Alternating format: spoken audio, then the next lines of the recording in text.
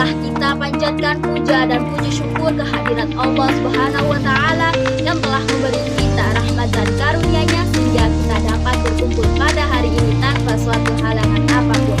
Kedua kalinya, salawat serta salam tetap tercurahkan kepada Nabiullah Muhammad SAW yang telah membimbing kita dari jalan kegelapan menuju jalan yang terang benderang, yakni ad-dinul Islam. Pada kesempatan kali ini saya akan mempresentasikan tentang kerangka dasar agama Islam. Sebelum saya mulai, izinkan saya untuk memperkenalkan diri. Perkenalkan, nama saya Nur Afifatul Amaliyah dengan NIM 251030023. Baik, sekarang kita akan mulai presentasi. Silakan untuk menyimak dengan baik. Kita akan masuk ke slide pendahuluan. Di sini saya akan membahas 3 poin: latar belakang, rumusan masalah, dan tujuan makalah saya. Pada slide latar belakang ini perlu kita pahami bersama bahwa agama Islam merupakan sistem kehidupan yang menyeluruh dan komprehensif. Islam bukan hanya sekedar ritual ibadah, tetapi mencakup seluruh aspek kehidupan manusia, mulai dari akidah atau keyakinan, ibadah atau cara kita beribadah kepada Allah, akhlak atau perilaku kita sehari-hari, sampai muamalah, yaitu cara kita berinteraksi dengan manusia. Yang menarik adalah Islam tidak hanya berfungsi sebagai pedoman spiritual saja.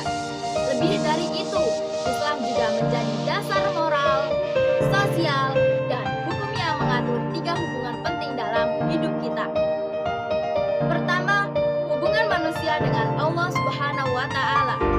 Kedua, hubungan manusia dengan sesama manusia. Dan yang ketiga, hubungan manusia dengan alam sekitarnya. Oleh karena itu, memahami kerangka dasar agama Islam menjadi sangat penting. Tujuannya agar setiap umat muslim mampu menjalankan ajaran Islam secara utuh, seimbang, dan benar. Kerangka dasar agama Islam ini terdiri dari 3 pilar utama, yaitu akidah, syariat, dan akhlak. Ketiga pilar ini akan kita bahas lebih detail nanti. Berdasarkan latar belakang tadi, kami merumuskan beberapa masalah yang akan dibahas dalam presentasi ini. Yang pertama, apa yang dimaksud dengan agama Islam? Kita akan mengupas pengertian Islam secara mendalam. Yang kedua, bagaimana kerangka dasar agama Islam? Kita akan membahas struktur dasar ajaran Islam secara mendalam. 3. Bagaimana pokok-pokok dasar ajaran agama Islam? Di sini kita akan menjelaskan fondasi utama ajaran Islam. Yang keempat, bagaimana sistematika ajaran agama Islam? Kita akan melihat bagaimana ajaran Islam tersusun secara sistematis. Dan kelima, bagaimana sumber-sumber ajaran Islam? Dan yang terakhir, kita akan membahas bagaimana ajaran Islam bersumber. Kelima rumusan masalah ini akan menjadi panduan pembahasan kita pada hari ini. Adapun tujuan dari presentasi ini adalah yang pertama, tentu saja untuk memenuhi tugas dari Bapak dosen mengaku mata kuliah. Yang kedua, untuk mengetahui pengertian agama Islam secara lebih mendalam. Yang ketiga, untuk mengetahui dan memahami kerangka dasar agama Islam. Yang keempat, untuk mengetahui pokok-pokok dasar ajaran agama Islam yang menjadi fondasi keimanan kita. Yang kelima, untuk mengetahui sistematika ajaran agama Islam. Bagaimana ajaran ini tersusun secara rapi dan sistematis. Dan yang keenam, untuk mengetahui sumber-sumber ajaran Islam yang menjadi pedoman hidup kita sebagai umat muslim. Dengan memahami semua ini, diharapkan kita sebagai mahasiswa bisa lebih memahami dan mengamalkan ajaran Islam dengan baik dalam kehidupan sehari-hari. Baik, sekarang kita masuk ke bagian pembahasan. Inilah inti dari materi kita hari ini. Mari kita mulai dengan memahami pengertian Islam. Islam dari kata aslama, yakni berserah diri, tunduk, dan patuh. Secara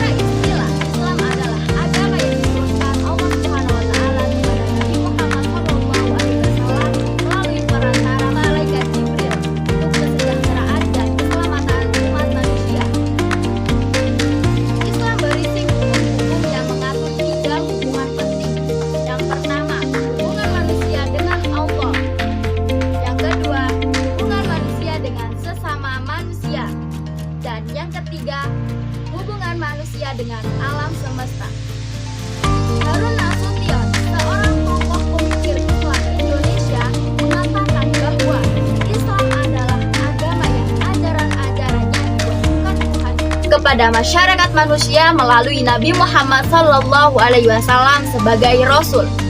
Dari definisi ini kita bisa menyimpulkan bahwa hakikat Islam adalah wahyu. Wahyu inilah yang menjadi tolak ukur setiap aktivitas kehidupan orang muslim. Yang perlu kita ketahui, wahyu itu diturunkan dengan dua cara. Yang pertama, langsung tanpa perantara malaikat Jibril. Contohnya adalah ketika Nabi Muhammad SAW melakukan Isra Mi'raj dan bicara langsung dengan Allah Subhanahu wa Ta'ala. Yang kedua, secara tidak langsung, yaitu melalui perantara malaikat Jibril. Malaikat Jibril. Ini adalah cara yang paling umum di mana Allah menurunkan ayat-ayat Al-Qur'an melalui malaikat Jibril kepada Nabi Muhammad SAW. Jadi, Islam bukan sekedar agama ritual, tetapi sistem hidup yang lengkap berdasarkan wahyu Allah. Selanjutnya kita akan membahas kerangka dasar agama Islam. Kerangka dasar berarti garis besar atau rancangan yang sifatnya mendasar. Jadi, kerangka dasar ajaran Islam maksudnya adalah garis besar atau rancangan ajaran Islam yang sifatnya mendasar atau yang mendasari semua nilai dan konsep yang ada dalam ajaran Islam. Kerangka dasar ajaran Islam ini sangat terkait erat dengan tujuan ajaran Islam itu sendiri. Untuk mencapai tujuan tersebut, maka kerangka dasar ajaran Islam meliputi 3 pokok kajian, yaitu yang pertama, akidah. Ini adalah fondasi keyakinan kita. Kita berbicara tentang apa yang kita yakini dalam hati tentang Allah, malaikat, kitab-kitab, para rasul, hari akhir, dan takdir. Yang kedua, syariah. Ini adalah aturan atau hukum dalam Islam. Syariah mengatur bagaimana kita beribadah kepada Allah, bagaimana kita berinteraksi dengan sesama manusia. Yang ketiga, akhlak. Ini adalah tentang perilaku dan budi pekerti.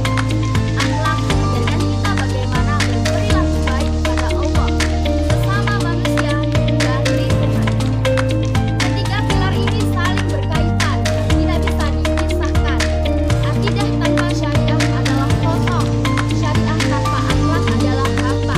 Dan akhlak tanpa akidah tidak punya landasan yang kuat. Sekarang kita masuk ke pokok-pokok dasar agama Islam. Para ulama dan ahli Islam telah mengemukakan berbagai macam sistematika mengenai garis-garis besar atau kerangka dasar ajaran Islam. Pada umumnya, pokok-pokok dasar ajaran agama Islam terdiri dari 3 hal, yaitu iman, Islam, dan ihsan. Pertama adalah iman. Iman bukan sekedar kepercayaan biasa. Iman bukan hanya ucapan di mulut atau pengakuan kosong. Iman yang sejati adalah pengakuan yang harus disamai dengan kepercayaan dalam hati berupa penghayatan yang mendalam.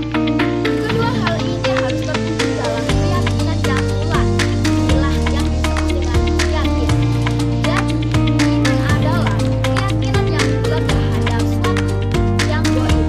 Gaib di sini maksudnya adalah hal-hal yang tidak bisa dijangkau oleh akal dan logika kita secara sempurna, seperti keberadaan Allah, malaikat, surga, neraka, dan sebagainya.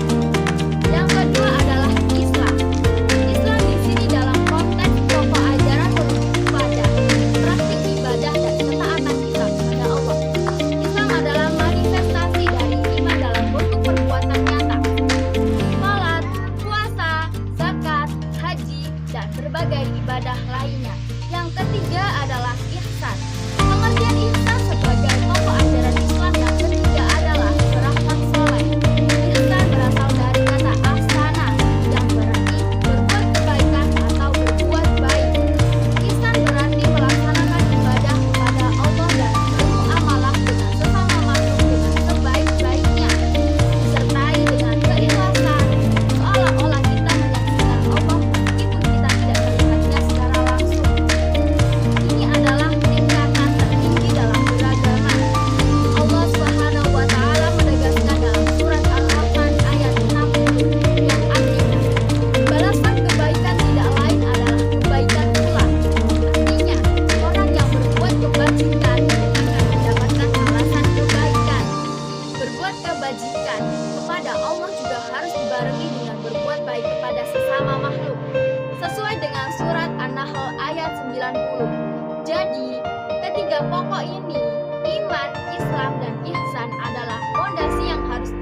bagi setiap muslim. Selanjutnya kita akan membahas sistematika ajaran Islam. Ada pendapat yang mengatakan bahwa Islam pada hakikatnya adalah aturan atau undang-undang Allah yang terdapat dalam kitab suci Al-Quran dan sunnah Rasulnya. Aturan ini meliputi perintah-perintah, larangan-larangan, serta petunjuk-petunjuk yang menjadi pedoman hidup dan kehidupan umat manusia untuk mencapai kebahagiaan dunia dan akhirat. Secara umum, aturan Islam meliputi 3 hal pokok. Yang pertama adalah akidah.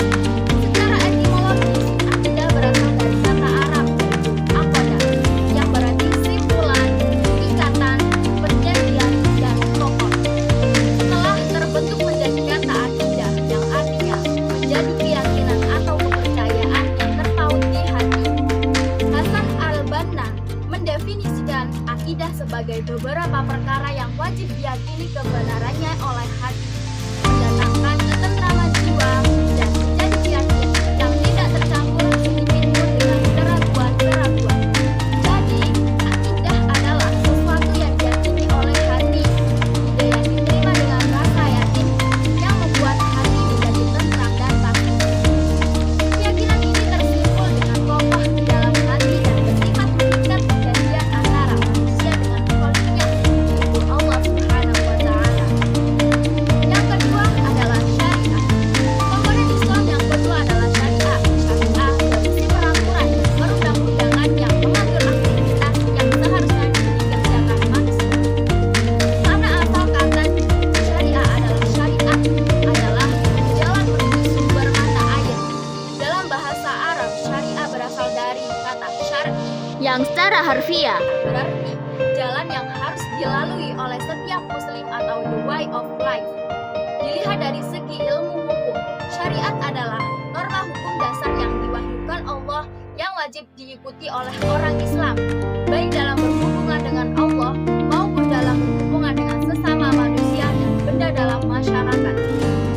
Contoh syariat adalah kewajiban sholat 5 waktu, puasa di bulan Ramadan, membayar zakat, menunaikan ibadah haji, dan berbagai aturan muamalah seperti jual beli, pernikahan, warisan, dan sebagainya.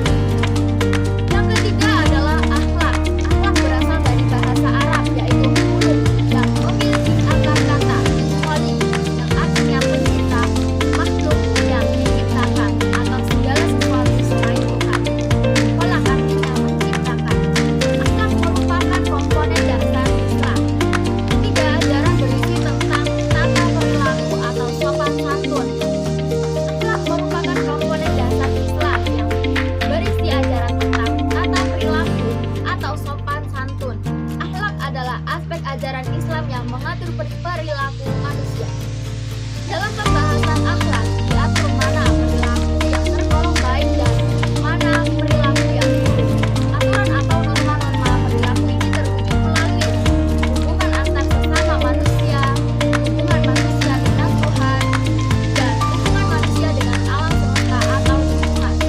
Dan yang terpenting, setiap perilaku yang baik dalam akhlak harus dilakukan dengan ikhlas karena Allah Subhanahu wa Ta'ala. Oke, kita masuk ke bahasan terakhir, yaitu sumber-sumber ajaran Islam. Ajaran-ajaran Islam mencakup segala aktivitas dan kehidupan manusia. Oleh karena itu, manusia harus menjalani hidupnya sesuai dengan syariat Islam yang telah ditentukan. Aturan-aturan yang telah ditentukan tidak dapat dipisahkan dari sumber-sumber ajaran Islam yang dijadikan pedoman dan arahan dalam menjalani kehidupan. Adapun beberapa sumber ajaran Islam yang dijadikan pegangan oleh umat Islam yaitu 1. Al-Quran. Al-Quran adalah sumber pertama dan utama ajaran Islam. Al-Quran merupakan kitab suci yang disampaikan oleh Allah Subhanahu wa Ta'ala kepada Nabi Muhammad SAW melalui malaikat Jibril. Al-Quran berfungsi sebagai rahmat dan petunjuk bagi manusia agar memperoleh kebahagiaan di dunia dan di akhirat. Al-Quran berisi 114 surat dan sekitar 4.236 ayat yang mencakup berbagai aspek kehidupan, mulai dari akidah, ibadah, muamalah, sampai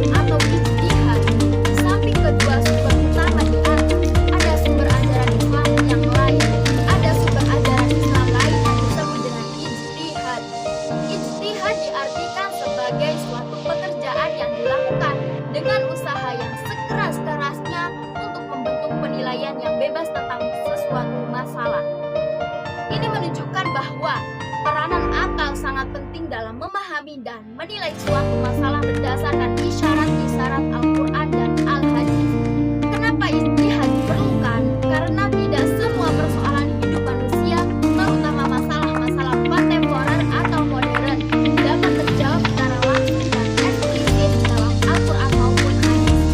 Maka, peranan akal melalui ijtihad sangat dibutuhkan untuk menjawab setiap permasalahan zaman. Tentunya dengan syarat tidak bertentangan dengan Al-Quran dan Al-Hadis. Contoh hasil ijtihad adalah fatwa-fatwa ulama tentang masalah modern seperti bank syariah, transaksi online, jasa profesi, dan sebagainya. Baik, sekarang kita sampai pada kesimpulan dari materi yang telah kita bahas. Berdasarkan pembahasan di atas, dapat disimpulkan bahwa agama Islam merupakan agama yang diturunkan oleh Allah Subhanahu wa Ta'ala kepada Nabi Muhammad SAW sebagai penyempurna ajaran-ajaran para nabi sebelumnya. Islam bertujuan untuk membawa rahmat bagi seluruh alam, atau yang kita kenal dengan istilah rahmatan lil alamin. Islam tidak hanya mengatur hubungan manusia dengan Tuhan, atau yang disebut dengan hablum minallah, tetapi juga mengatur hubungan manusia dengan sesama manusia, atau bisa disebut dengan hablum minannas, dan hubungan manusia dengan alam sekitar. Islam adalah sistem kehidupan yang komprehensif, kerangka dasar terdiri dari akidah, syariah, dan akhlak. Tiga pilar ini harus berjalan seimbang dalam kehidupan setiap muslim.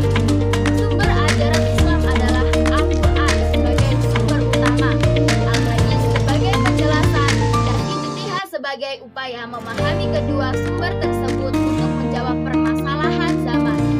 Dengan memahami kerangka dasar Islam ini, diharapkan kita sebagai umat Islam dapat menjalankan ajaran Islam secara utuh, benar, dan seimbang dalam kehidupan sehari-hari. Demikian presentasi dari saya. Saya menyadari bahwa presentasi ini masih jauh dari kata sempurna. Oleh karena itu, saya mengharapkan kritik dan saran yang membangun dari Bapak dan teman-teman sekalian. Jika ada pertanyaan atau hal yang kurang jelas, kami siap untuk menjawab dan berdiskusi. Sekali lagi, kami ucapkan terima kasih atas perhatian dan waktunya. Semoga materi yang saya sampaikan hari ini dapat bermanfaat dan menambah pemahaman kita semua tentang kerangka dasar agama Islam. Akhir kata, saya mohon maaf apabila ada kesalahan dalam penyampaian saya. Saya akhiri. Wassalamualaikum warahmatullahi wabarakatuh.